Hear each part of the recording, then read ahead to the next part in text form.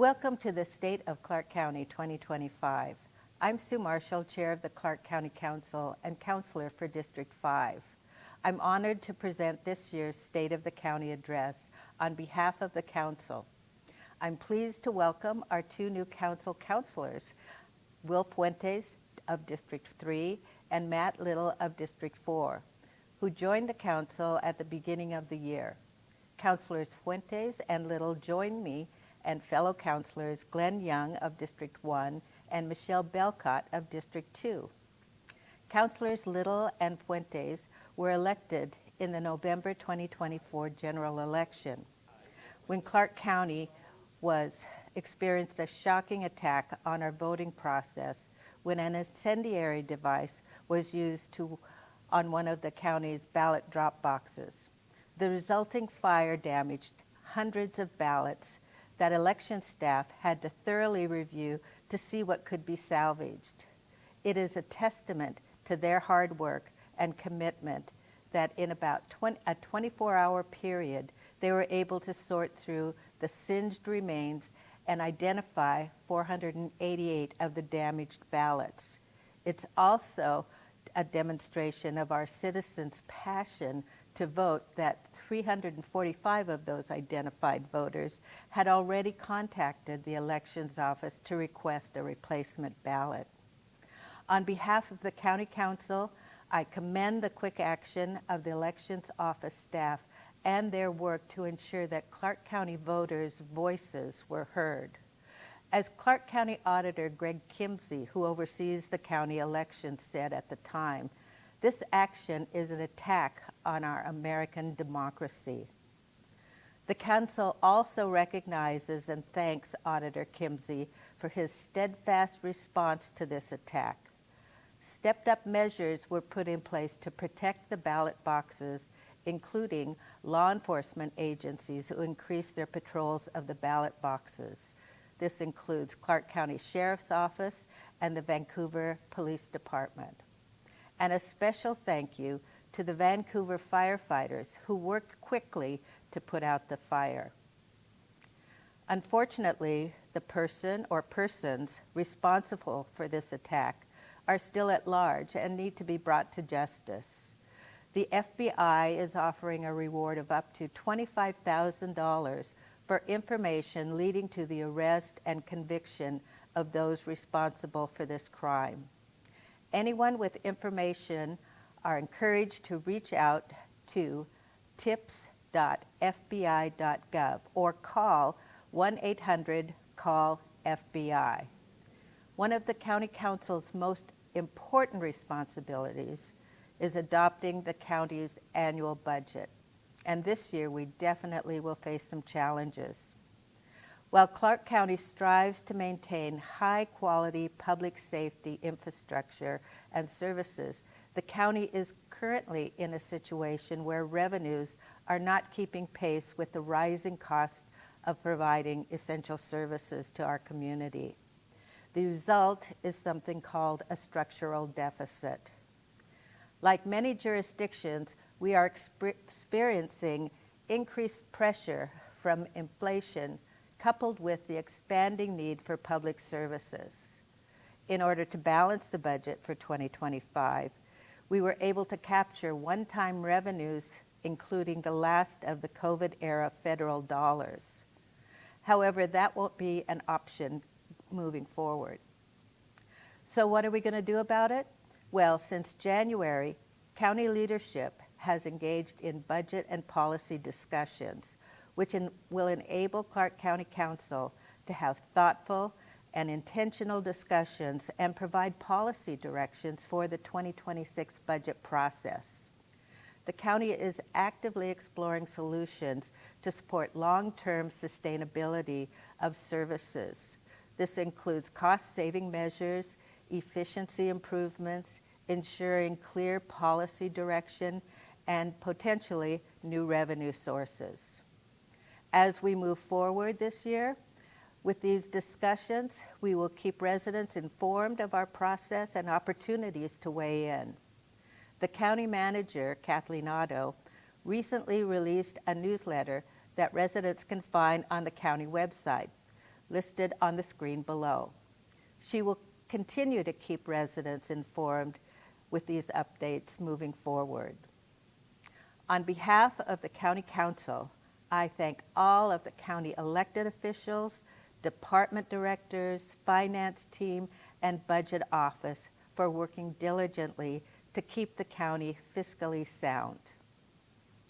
One of the expenses in the county budget is infrastructure, including the Clark County Jail, which was built in 1984 and plays an integral part of our law and justice system. It is imperative our community has a facility with the needed capacity as our community continues to grow.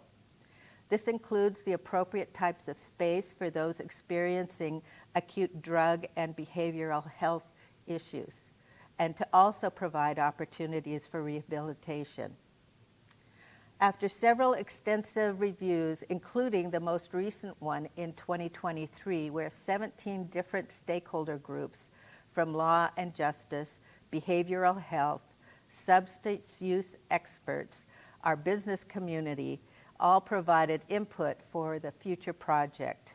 County Council recently provided direction for staff to develop revenue options for a jail renovation and expansion project. This work is underway and will come back to the Council in the next couple of months for further discussion. As this work moves forward, we will provide updates at Council meetings, the county website, and other focused public communications and outreach. You may have seen news recently regarding the need to increase law enforcement officers and deputies in our community. As many of you already know, Clark County provides law and justice services countywide, supporting all community members and public jurisdictions within the county. The countywide law and justice partners include the prosecuting attorney, clerk's office, sheriff's office, public defense, jail services, and district, superior, and juvenile courts. It is critically important that this countywide system is in place to safeguard our community. When a law enforcement agency makes an arrest, there needs to be a robust system of services in place to support them, including an adequate jail, prosecuting and defense attorneys, and judges and courtrooms. Law enforcement and countywide law and justice partners have been evaluating data to determine where service levels are today, what they should be, and what will be required in the future. They did initial work this last summer and fall and continue their discussions weekly. The group will bring their findings to the Law and Justice Council, which is made up of several jurisdictions, later this month. There has been a high level of collaboration. In the very near future, this information will come to the County Council for recommendations and to determine the best path forward. As with the jail project, we will keep the community informed of our progress and when there are opportunities for public input. Another subject frequently in the news is homelessness, which is a real issue in our community, as it is in many other counties across the country. Here's what we are working on to combat this complex situation. First, some good news. Homelessness involving veterans is down 25% since 2022, and the number of veterans placed in housing programs increased 37%. We are hopeful that this year our community will end veteran homelessness. Clark County is the designated government entity responsible for homeless planning and services in the county. The County Community Services Department is responsible for receiving and distributing designated homeless funding in the community services. Currently is working on an update to the county's 5-year local homeless housing plan, most commonly known as the Homeless Action Plan. The purpose of the plan is to prioritize, guide, and evaluate the community's efforts to prevent and end homelessness. The county works closely with the Council for the Homeless to develop the plan and collaborate closely with all of the jurisdictions through the Ending Community Homelessness Organizations, or ECHO. The Council for the Homeless has hired a consultant to help steer the planning process, and a task force is being developed so that also will help guide the creation of the plan. There will be opportunities for community engagement throughout the update process, and a draft plan will come before the County Council in the fall. The final plan adopted by the Council is required to go to the state by December 2025. Unfortunately, we are expecting less funding to respond to homelessness in our community moving forward. A good portion of our funding comes from the state of Washington, and its Department of Commerce has advised us to plan for a 20% reduction in funding. Other funding for homeless programs comes from a fee collected when documents are recorded with the county auditor. And there have been significant shortfalls in those recording fees as well. In addition, there is uncertainty with regard to the federal funding. So overall, we are anticipating a potential shortfall of $3.5 million per year for the next biennium. As I mentioned, this is a complex issue that is ever evolving, and we are working with our community partners to find solutions. The county does receive other types of funding to help vulnerable residents, including money from the opioid settlement and the mental health sales tax. In 2018, the county joined more than 400 jurisdictions in a lawsuit against several pharmaceutical companies that sell opioids. We have been receiving settlement funds, which will continue for more than a decade. In 2024, the Clark County Opioid Abatement Council awarded more than $950,000 in grants to 9 local organizations. To learn more about how the grants will be used, please visit our website listed on your screen below. The county also continues to receive funding from the mental health sales tax.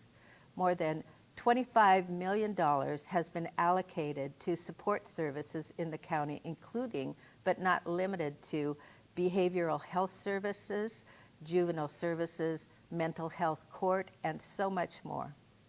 It is crucially important to provide these services, these resources in our community, supporting individuals as they embark on their journey to wellness. Our community planning department has been busy conducting a periodic review of the county's comprehensive plan, as required by Washington State's Growth Management Act. The county is required to complete its update by December 31st, 2025. In 2024, staff, in collaboration with the cities, worked on developing land use alternatives to be studied in the draft environmental impact statement. Staff also continued focusing on addressing new state legislation, planning for implementation of new housing and climate change legislation. The housing work has largely focused on continuing to implement the county's Housing Option Study and Action Plan. The plan identifies barriers to providing a greater variety of housing types and includes strategies needed to provide future generations access to affordable, quality, and flexible housing opportunities. The Technical Housing Code Forum provided input on the proposed code concepts and language. The first phase of code changes was adopted in March 2024, and the second phase is currently underway. The objective is for each jurisdiction to plan for all income bands within their communities. The climate work was helped along in great part by volunteers serving on the Climate Community Advisory Group. This group is supporting the county's efforts to implement new state climate planning legislation in which the county is required to address CO2 emissions reductions through vehicle miles traveled and climate adaptation and resiliency. Also helping the county meet the public engagement and environmental justice requirements of the new plan elements is the Climate Environmental Justice Coalition. The coalition is a group of 15 community-based organizations that are helping to facilitate the meaningful involvement of populations most impacted by climate impacts and hazards. On behalf of the Council, I thank these groups for giving their time and expertise to the work that is crucial to the success of the 2025 update. There's still a lot of work to be done and a short amount of time to complete it. There will be opportunities for public input along the way, and I encourage residents to get involved in the process. Visit the website listed on the screen below to learn more about the update process and find meeting information, submit comments to staff, and sign up for updates. Community planning deserves a shout out, not just for their work on the comprehensive plan update, but also for receiving 2 Governor's Smart Communities Awards from the Washington State Department of Commerce. Clark County Aging Readiness Plan update received the Judges Merit Award, which recognizes success in more than one judged category. The plan identifies strategies to improve the community's capacity to support its growing older population. The county's Volunteer Commission on Aging put a lot of hard work into updating the plan. The Middle Housing and Small Single-Family Residential Code amendments to implement the Housing Option Study and Action Plan received a housing award which highlights projects that address housing affordability in a meaningful way. The changes aim to expand opportunities to enhance the feasibility of smaller single-family homes, including accessory dwelling units, tri- and quadplexes, cottage housing, and compact lots and townhouses. The Governor's Smart Communities Award highlight effective implementation of state's Growth Management Act and other local and regional planning procedures. Winners are nominated by a panel of independent judges from across the state and approved by the Governor's office. Also deserving of kudos is the county's Community Development Department, which has made tremendous progress in cutting down the time it takes to get a building permit. Staff monitors this progress weekly and takes steps to lessen the time if it gets higher than 3 weeks for the first review. They consistently run between 2 to 4 weeks for first comment review. Put another way, if a permit application doesn't need any changes, the applicant can get a permit within 2 to 4 weeks. Community Development has a program for production builders called LEAN. These are builders of move-in ready homes, and staff gets their building permits out in an average of 5 days. 54% of the new homes constructed building permits were approved through this LEAN process. Visit the Community Development website to see their reports on the permits and projects.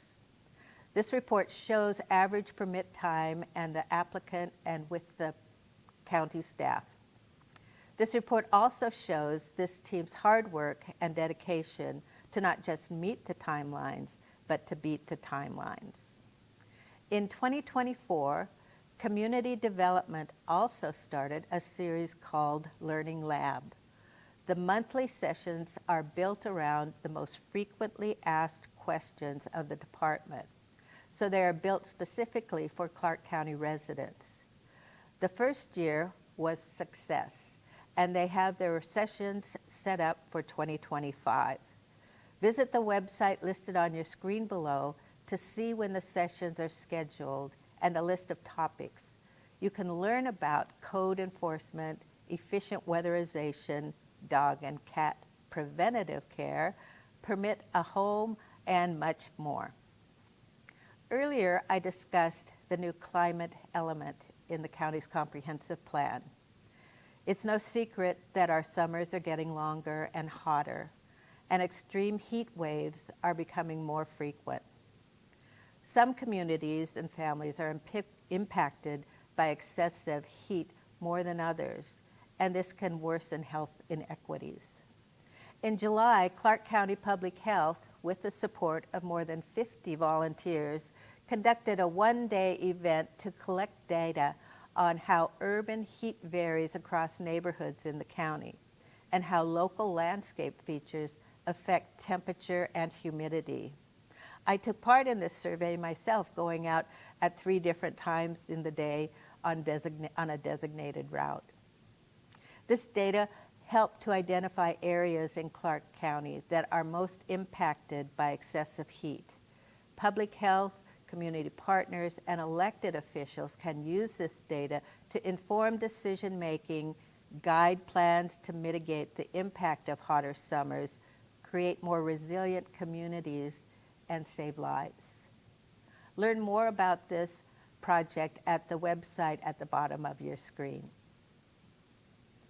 Clark County Public Health's We Compost program celebrated diverting more than 50,000 pounds of food waste from the landfill in 2024. This pilot program offers Clark County residents free composting service through convenient drop-off locations called community hubs, located across the county. Residents can get a free kitchen compost pail to collect their food scraps and then deposit the scraps into food waste carts at one of the 14 community hub sites. From there, the food scraps are transformed into nutrient-rich compost that can be cycled back into the soil. This year, the We Compost program aims to expand the number of community hub sites by partnering with local businesses, congregations, food pantries, and local governments to ensure residents across the county have access to this free composting service.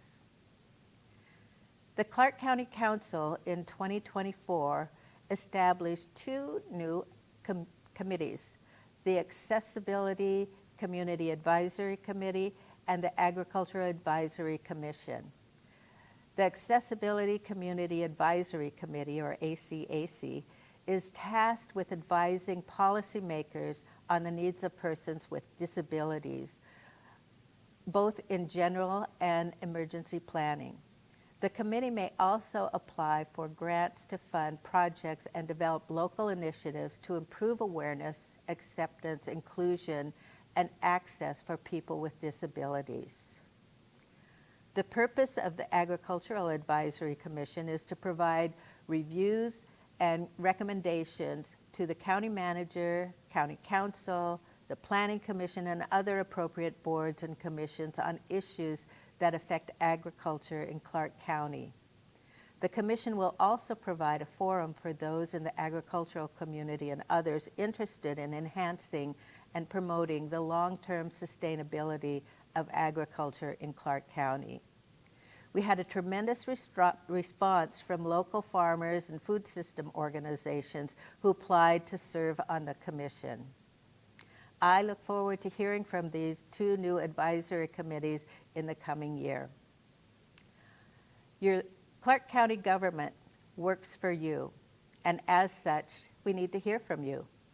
Throughout this address, I've noted several of the county's web pages. I've encouraged residents to visit the county website, clark.wa.gov, and learn what's happening and how you can get involved.